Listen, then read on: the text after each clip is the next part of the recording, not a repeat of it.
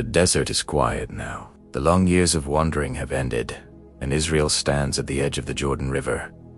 Behind them lies the wilderness, a vast expanse of dust and memory, a graveyard of an entire generation. Before them stands the land promised by God, a land spoken of 4 generations, yet never before touched by their feet. The air is thick with anticipation, with the ghosts of past grief and the heavy weight of uncertainty. Moses, the great servant of the Lord, is gone. The leader who brought them out of Egypt, who spoke with God face to face, will not lead them into this new chapter. His empty staff, planted in the ground, stands as a solemn monument to a monumental life. Joshua, his successor, now stands alone, thoughtful and burdened by the mantle of leadership. The story of God's people is entering a new stage. The era of miraculous provision in the desert is over. The time for conquest has come. They're finally standing in God's land, a land of rolling hills, green valleys, and fortified cities in the distance. Yet this road ahead will not be easy. Under Joshua's leadership, Israel prepares for battle. The echoes of 40 years in the wilderness give way to the clang of sharpened swords and the murmurs of strategy. Soldiers train, leaders consult over maps, and scouts move like shadows through the foreign terrain. Cities must be faced, resistance remains.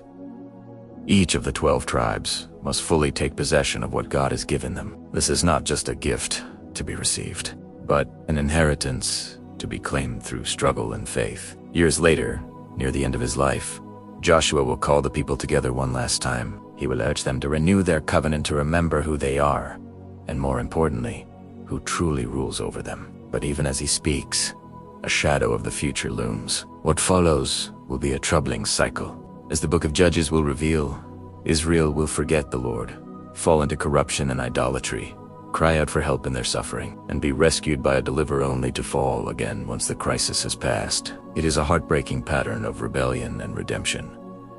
But all of that is yet to come. Here, at the beginning, after the death of Moses, the Lord speaks directly to Joshua. The divine command breaks the silence of grief. My servant Moses is dead. Now you and all these people must cross the Jordan into the land I am giving you. The promise given long ago to Abraham is now reaffirmed with breathtaking scope.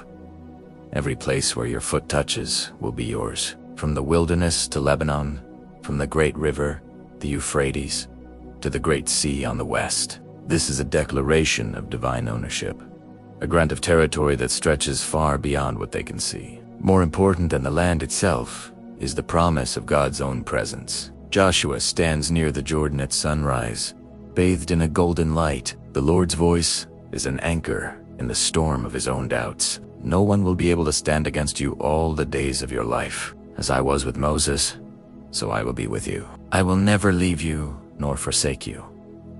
Joshua closes his eyes, absorbing the weight of these words, and when he opens them, his gaze is firm, filled with a newfound resolve. The command is paired with a condition, a path to success.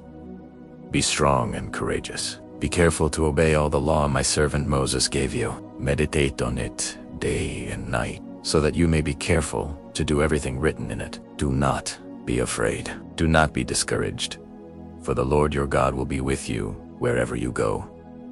Courage, for Joshua, is not the absence of fear. It is obedience in the face of it.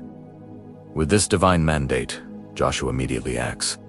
There is no hesitation. He commands the officers of the camp, and a ripple of purpose spreads through the people. The entire camp comes alive. Food is prepared, gear is gathered, and families make their final arrangements. In 3 days, they will cross the Jordan River and begin to take possession of the land. In a powerful display of unity, the tribes of Reuben, Gad, and the half-tribe of Manasseh step forward. These tribes had already received their inheritance of land on the east side of the Jordan, but they had promised Moses they would help their brothers secure their own portions. Now, they honor that vow. Their warriors prepare to cross ahead of the main camp, ready to lead the charge. The promise is shared. No tribe stands alone. This is a national endeavor, bound by a common covenant and a shared destiny. The people, seeing the faithfulness of their leaders and hearing the word of God, respond with one voice. They stand united before Joshua, their faces filled not with fear, but with fierce resolve. "Whatever you command us, we will do," they declare, "and wherever you send us, we will go. Just as we fully obeyed Moses, so we will obey you. Only be strong and courageous." Their faith in Joshua is a reflection of their renewed faith in the God who appointed him. And so, Joshua stands at the threshold of history. He stands at the river's edge, with 1,000,000 people behind him, and a promised land before him. He is the bridge between promise and fulfillment, between fear and faith, between crippling uncertainty and courageous obedience. The opposite shore, once distant and hazy, is now clear in the morning light. The journey into the promise has begun.